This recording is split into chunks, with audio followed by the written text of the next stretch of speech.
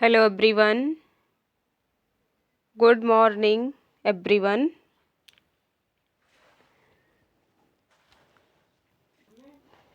स्वागत है आप सभी का स्पेशल क्लास में, जिसमें हम लोग मोस्ट इम्पॉर्टेंट प्रीवियस ईयर के क्वेश्चंस को सॉल्व करेंगे। क्लियर? तो चलिए देखते हैं। तो ये आज की क्लास का क्वेश्चन है। आप सभी लोग क्वेश्चन को ध्यान से पढ़ेंगे और करेक्ट आंसर तक पहुंचने की कोशिश करेंगे। तो टोटली आज का टेस्ट आप पर डिपेंड है। आप क्वेश्चंस को ध्यान से पढ़ेंगे और क्वेश्चन को ध्यान से डिकोड करके आप अपने करेक्ट आंसर को चूज़ करेंगे। राइट?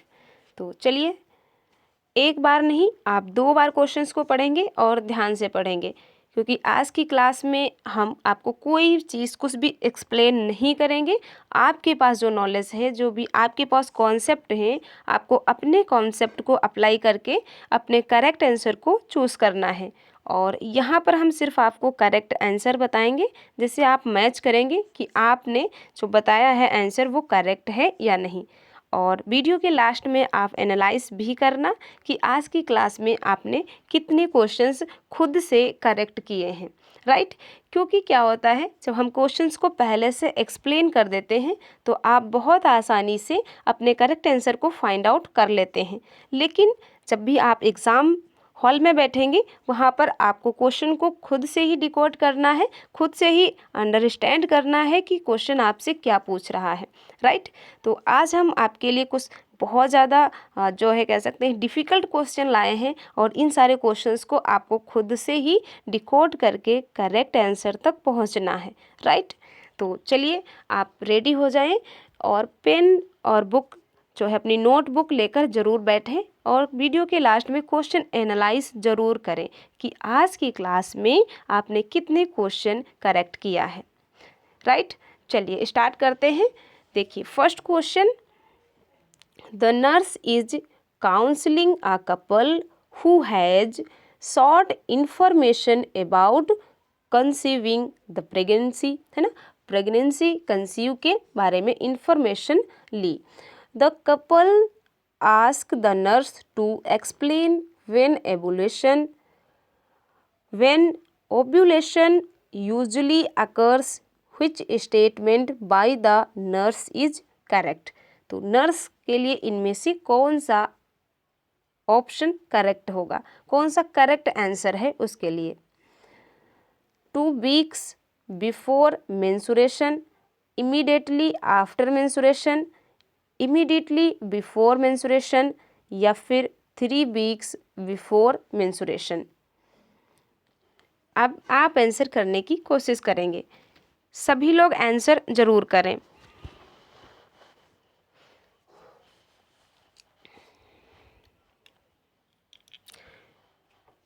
तो यहाँ पर आपका करेक्ट आंसर क्या होगा? That is option number A.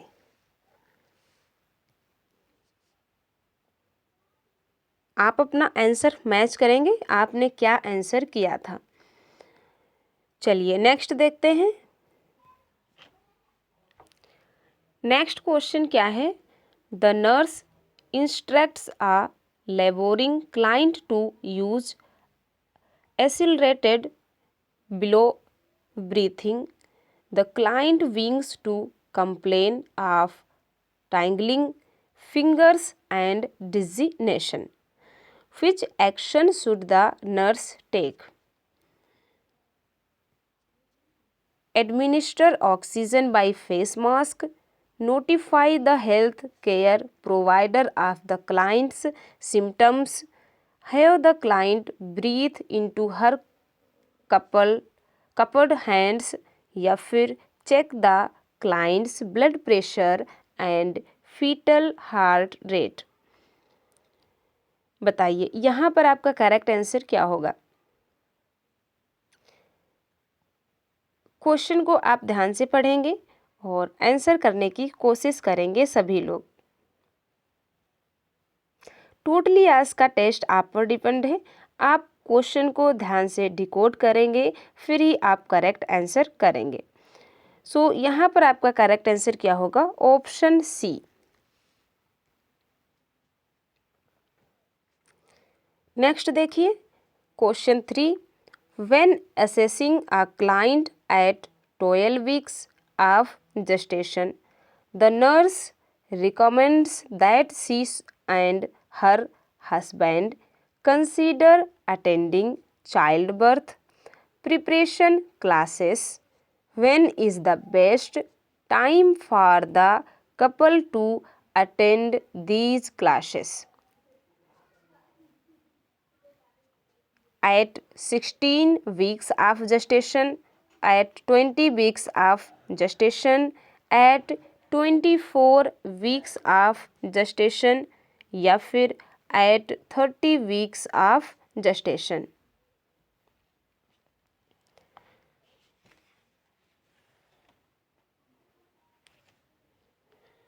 तो आई होप आपने अपना करेक्ट आंसर फाइंड आउट कर लिया होगा।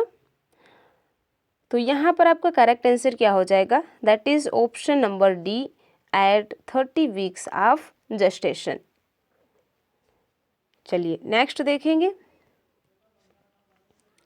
Next question, 1 hour following a normal vaginal delivery, a newborn infant boy's auxiliary temperature is 1960 Fahrenheit. His lower lip is sagging, and when the nurse asks for a mororeflex, the boy's hands shake. Which intervention should the nurse implement first? Implement first देखेंगे option क्या है?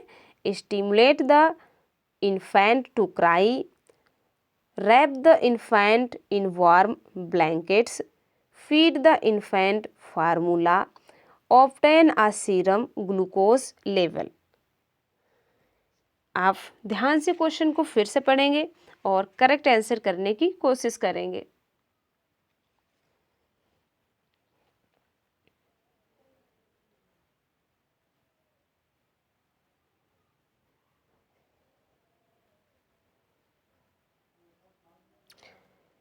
सो I hope आपने answer find out कर लिया होगा। यहाँ पर आपका करेक्ट आंसर क्या होगा? Option D. Option D is correct. Now next question देखेंगे।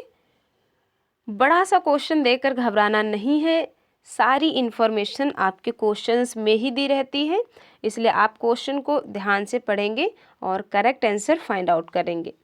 Which statement made by the client indicates that the mother understands the limitations of breastfeeding her newborn. अगर आज की क्लास में आपने 25 क्वेश्चन से 15 to 20 क्वेश्चंस भी कर लिए है ना, तो आपका सिलेक्शन 100% कन्फर्म है, क्योंकि आज के क्वेश्चंस का लेवल हमने थोड़ा सा डिफ़िकल्ट रखा है और ये टोटली टेस्ट आप पर डिपेंड किया है, इसलिए आप ध्यान से पढ़ेंगे और करेक्ट आंसर करने की कोशिश करेंगे। Breast feeding my infant consistently every 3 to 4 hours, stop ovulation and my period. Option B क्या है? Breast feeding my baby immediately after drinking alcohol is suffer than waiting for the alcohol to clear my breast milk.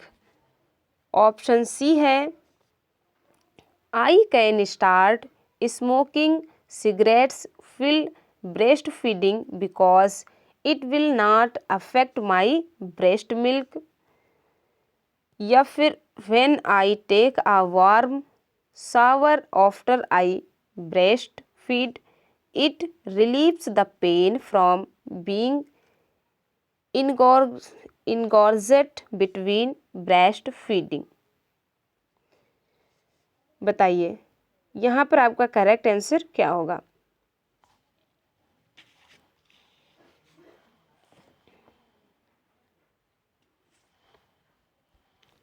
तो I hope आपने answer कर लिया है। सो यहाँ पर आपका करेक्ट आंसर क्या होगा? That is option number A, breast feeding my infant constantly every 3 to 4 hours, staff evolution and my period. बहुत इजी सा क्वेश्चन था, ऑप्शन ए इज करेक्ट। चलिए नेक्स्ट क्वेश्चन देख लेते हैं। When assessing the adequacy of sperm for conception to occur, which of the following is the most useful criterion? ठीक है, बताइए। Sperm count, sperm motility, sperm maturity या फिर सीमेन volume.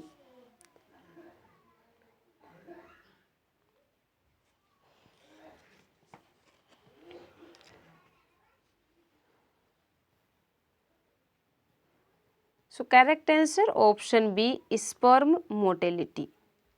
Option B correct. Next,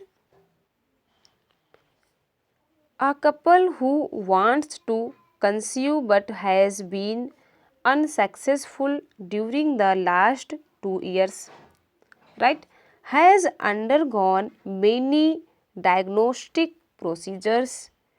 When discussing the situation with the nurse, one partner states, है ना, one partner states, we know several friends in our age group and all of them have their own child already.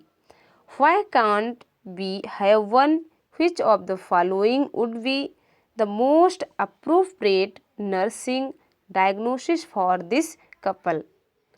एक बार फिर से आप question को ध्यान से पढ़ेंगे, उसके बाद आप ऑप्शंस को पढ़ेंगे।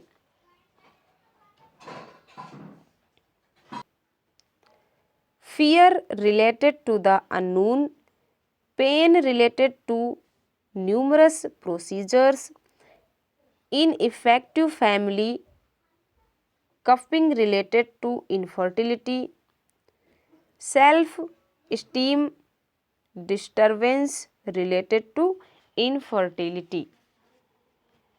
बताइए क्या करेक्ट होगा?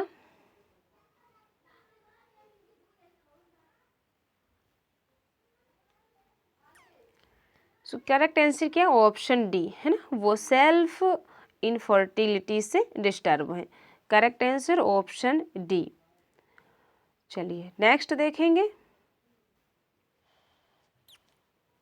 विच of the following urinary symptoms does the pregnant women most frequently experience during the first trimester, है ना, ड्यूरिंग द फर्स्ट ट्राइमेस्टर। बहुत इजी क्वेश्चन है। डायसूरिया, फ्रीक्वेंसी, इनकॉन्टिनेंस या फिर बर्निंग। बताइए क्या होगा यहाँ पर?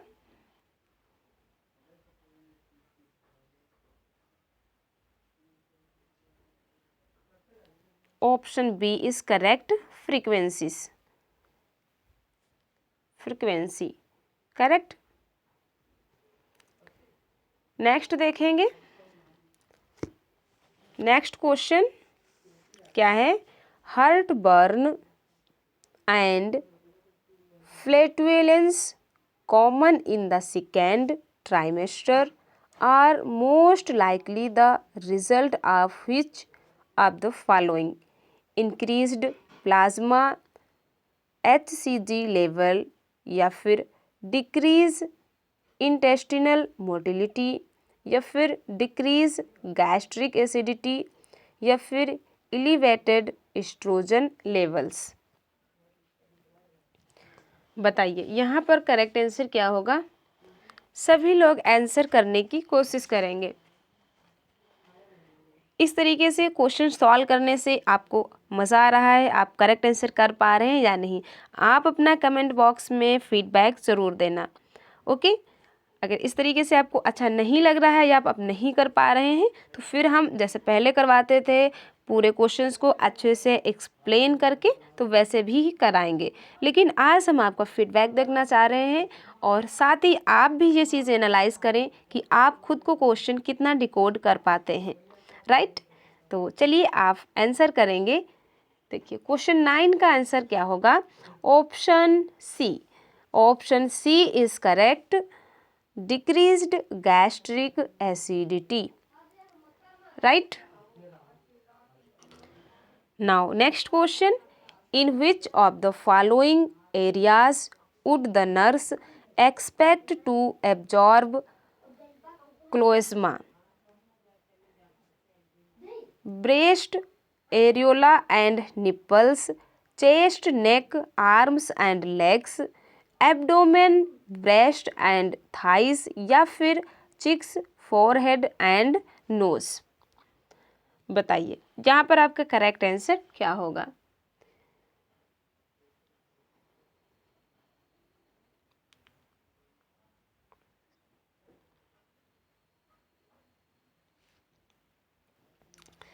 तो अगर हम क्लोस्मा की बात करें तो क्लोस्मा को हम कहाँ एब्जॉर्ब कर सकते हैं? That is cheeks, forehead and nose, है ना. Option D is correct. Option D correct. Now next, a pregnant client states that she waddles when she walks. The nurses explains is based on which of the following is the cause? The large size of the newborn, pressure on the pelvic muscle, relaxation of the pelvic joints या फिर excessive weight gain. सभी लोग answer करने की कोशिश करेंगे.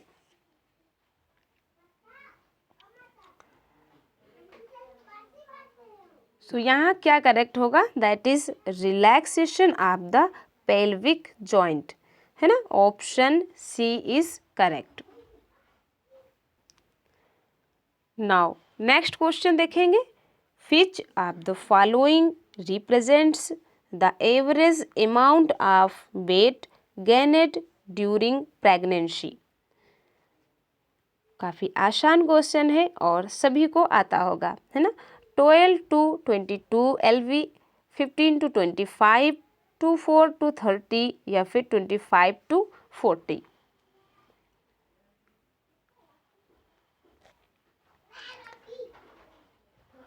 सो correct answer क्या होगा? That is option C, 24 to 30 LV. चलिए नेक्स्ट देख लेते हैं. नाउ नेक्स्ट क्वेश्चन क्या है?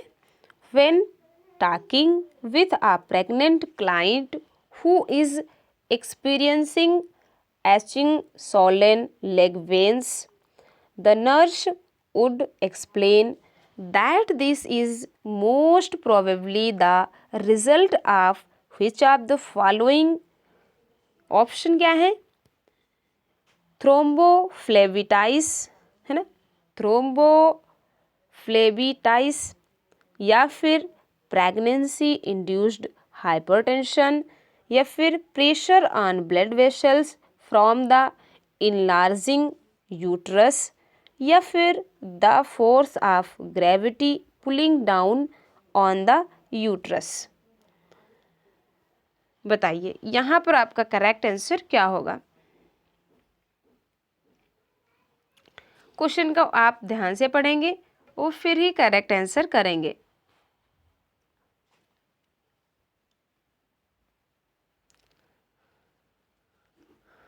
So correct answer option C, pressure on blood vessels from the enlarged uterus. Correct answer C. Next, cervical softening and uterine shuffle are classified as which of the following? Diagnostic signs, presumptive signs, probable science या फिर positive science. बताइए यहाँ आपका correct answer क्या होगा?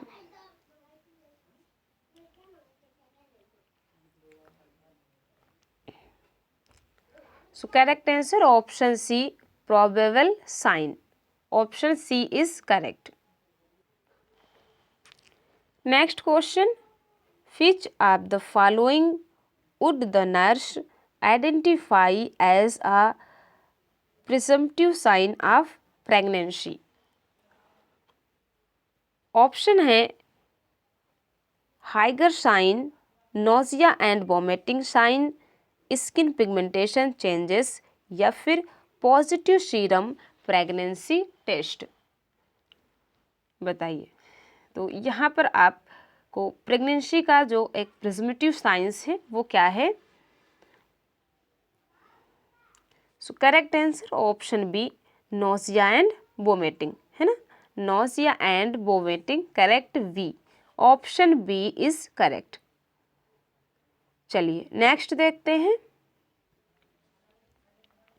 Which of the following common emotional reactions to pregnancy would the nurse expect to occur during the first trimester?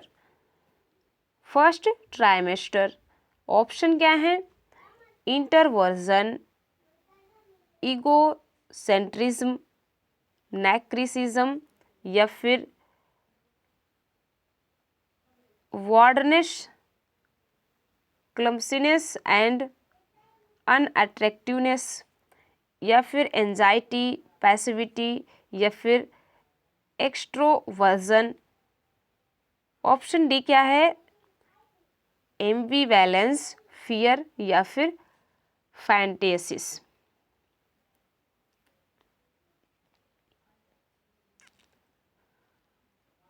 तो during first trimester, है ना, आप क्या एक्सपेक्ट कर सकते हैं? That is ambivalence, fear and फैंटेसिस।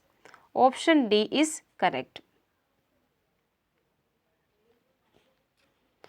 चलिए नेक्स्ट क्वेश्चन देखते हैं। During which of the following would the focus of classes be mainly on physiological changes, fetal development, sexuality during pregnancy and nutrition?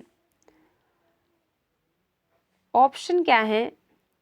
Option देखेंगे। Pre pregnant period, first trimester, second trimester, या फिर third trimester? बताइए यहाँ पर आपका correct answer क्या होगा?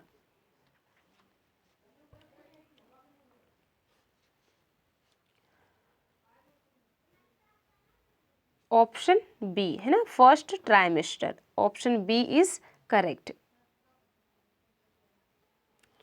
Next देखेंगे। Which of the following would be a disadvantage of breast feeding? Involution occurs more rapidly.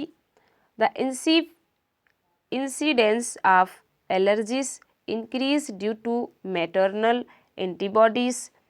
The father may resent the infant's demands on the mother's body, या फिर there is a greater chance for error during preparation. तो breast feeding के disadvantages क्या हो सकते हैं?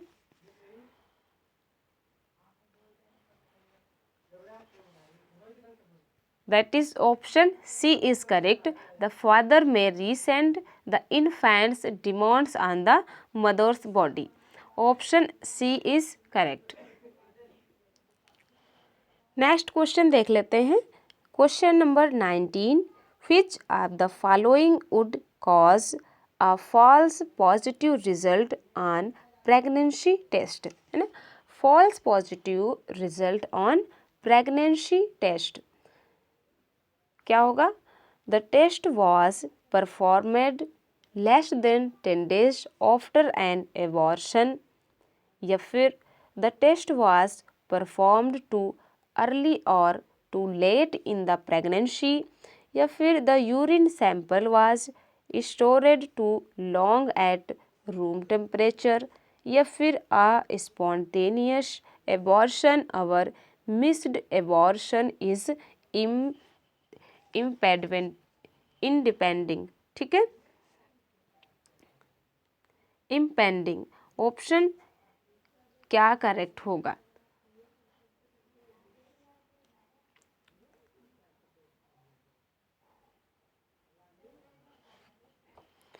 सो हम सभी जानते हैं आंसर करेक्ट क्या है, that is option A is correct. The test was performed less than 10 days after an abortion, है ना। एबॉर्शन के 10 दिन के बाद है जो हमें फिर से प्रेगनेंसी टेस्ट करना चाहिए।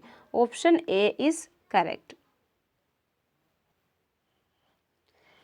Now next question, fetal heart rate can be osculated with a photoscope, है ना, feetoscope as early as which of the following? 5 weeks gestation, 10 week gestation, 15 weeks gestation या फिर 20 weeks gestation। बताइए यहाँ पर आपका करेक्ट आंसर क्या होगा। तो हम सभी जानते हैं फीटल हार्ट रेट को हम 20 वीक्स जेस्टेशन के दौरान ऑस्क्यूलेटेड कर सकते हैं, है ना, via fetoscope. Option D is correct. A client LMP began July 5, 2020. Her estimated date of delivery, है ना, expected date of जो डिलीवरी है, should be which of the following? बताइए, आपको EDD यहाँ पर कैलकुलेट करनी है।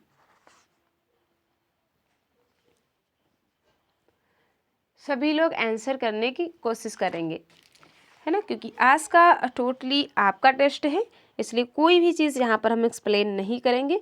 हम देखना चाहते हैं कि आपने अपनी कितनी अच्छी और कितनी मजबूत तैयारी कर रखी है कि बिना किसी के एक्सप्लेन किए हुए आप अपने करेक्ट आंसर को फाइंड आउट कर सकते हैं, राइट।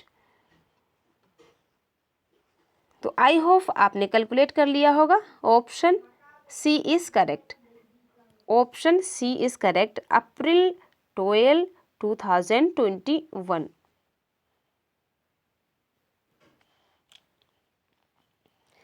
चलिए नेक्स्ट क्वेश्चन देख लेते हैं। Which of the following fundal heights indicates less than 12 weeks gestation when the date of the LMP is unknown? Right, तो ऑप्शन देखेंगे आपके पास ऑप्शन क्या है। Uterus in the pelvis, uterus at the xiphoid, uterus is the abdomen या फिर uterus at the umbilicus. सभी लोग answer करने की कोशिश करेंगे।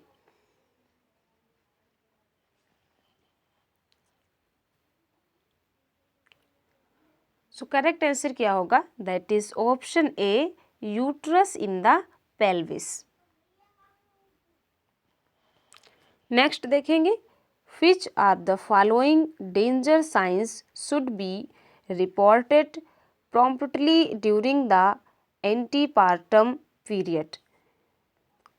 Constipation, breast tenderness, nasal stuffiness, leaking amniotic fluid. बताइए क्या करेक्ट होगा।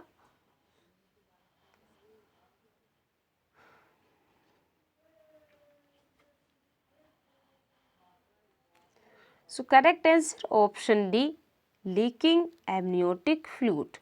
Option D correct.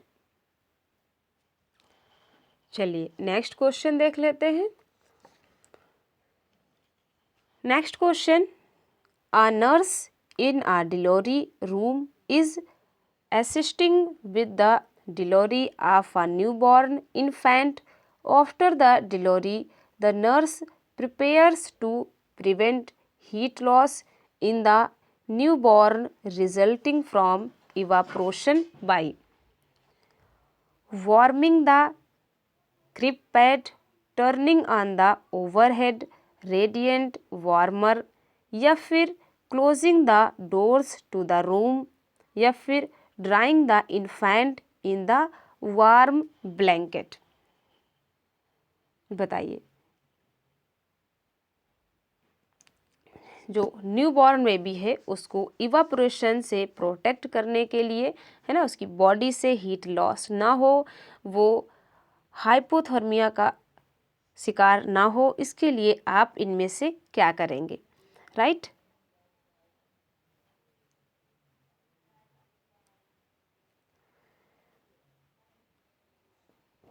So correct answer that is option D, drawing the infant in a warm blanket, है ना, क्योंकि जो न्यूबॉर्न बेबी है उसकी बॉडी सरफेस इम्यूनिटिक जो उसकी स्किन है वो एमनियोटिक फ्लूइड से वेट है, गीली है ना, तो फिर इवापोरेशन होगा, और जब भी इवापोरेशन की प्रोसेस होगी बॉडी से तो हीट लॉस भी होगा, इसलिए वो हीट लॉस होकर वो जो है हाइपोथर्मिया की कंडीशन ना हो, इसके लिए हम न्यूबॉर्न बेबी को वार्म ब्लैंकेट में जो है कवर कर लेते हैं, right? Option D is correct.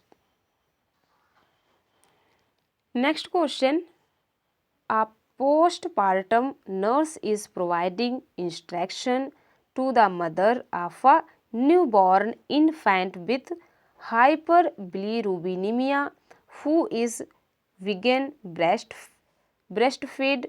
The nurse provides which most appropriate instruction to the mother? Question ध्यान से पढ़ेंगे, बहुत इजी क्वेश्चन है। Switch to bottle feeding the baby for 2 weeks. Stop the breastfeedings and switch to bottle feeding permanently. या फिर feed the newborn infants less frequently. या फिर continue to breastfeed every 2 to 4 hours. बताइए इनमें से कौन सा इंस्ट्रक्शंस आप देंगी? तो हम सभी जानते हैं कि जब न्यूबॉर्न बेबीज़ को, है ना, जन्म के बाद 2 घंटे के भीतर उसको जो है हर 2 से 4 घंटे में, है ना, 2 से 4 घंटे में उसे कई बार ब्रेस्ट फीडिंग करानी चाहिए, है ना, 2 से 4 घंटे के बाद उसे ब्रेस्ट फीडिंग करा लेनी चाहिए। सो करेक्ट आंसर यहाँ क्या होगा? ऑप्शन डी, है ना, जिससे उसका डाइजेस्टिव सिस्टम स्टार्ट हो जाए और जो लीवर है एक्सेसिव हाइपरबिलिरुबिन की जो कंडीशंस है उससे वो बच सके, डिक्रीज हो, है ना। तो ऑप्शन डी क्या होगा करेक्ट? क्लियर? तो आई होप, मुझे पूरी उम्मीद है, मुझे 100% पूरा विश्वास है कि आज की क्लास में आप सभी ने 25 में से जो है 20 क्वेश्चंस ज़रूर किए होंगे, राइट? तो ऐसे ही इम्पॉर्टेंट और थोड़ा सा मॉडरेट लेवल डिफ़िकल्ट क्वेश्चंस को सॉल्व करने के लिए आप चैनल को सब्सक्राइब कर लीजिए, लाइक एंड शेयर कर दीजिए। मिलते हैं नेक्स्ट क्लास में और ऐसे ही इम्पॉर्टेंट क्वेश्चंस हम लोग सॉल्व करेंगे। Thank you so much everyone.